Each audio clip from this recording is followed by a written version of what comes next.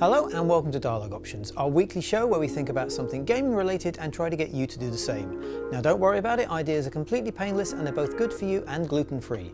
This week we're asking what's wrong with short games? Does everything have to be a 100-hour commitment, or is there a place in your life for something a little bit shorter?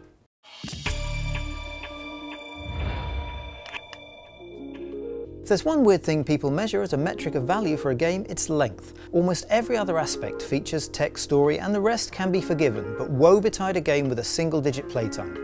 I get it, people want to play something that will last, and it makes sense if you're paying $60 for something, you want your money's worth. But ever-expanding game length is a problem we've created ourselves, and it's spiraled out of control. Talking about how long a game lasts has become a cornerstone of many press interviews and presentations. Developers are so keen to highlight tens of hours of play for a critical path, or even more to do everything. And across the games industry, publishers compete with each other to offer more value, more time, and just more game.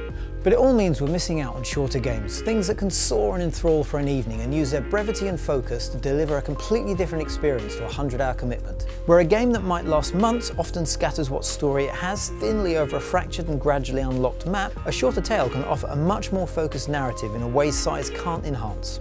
Look at something like Left Behind, a game that lasts barely hours but packs in an emotional rollercoaster you'll remember for years. I thank you, kind pigeon.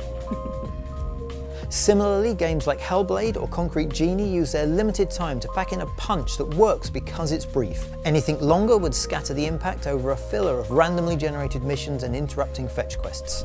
I will tell you my stories of hell, if I may walk with you.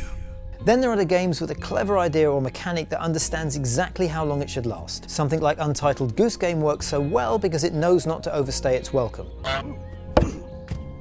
While Sayonara Wild Hearts drills deeply into its core musical mechanic, polishing it to a mirror-like sheen of perfection, and then ends while it's still ringing in your ears. The trouble is that there's so often a raised Reddit eyebrow at the mere mention of, gasp, a sub-30-hour campaign. It's created a strange feedback loop. Big developers worried about negative reactions to the length and perceived value of what they're working on push at the completion time, and gamers have come to expect it. All those fetch quests and random encounters that end up being not so randomly generated aren't adding that much to a game except time.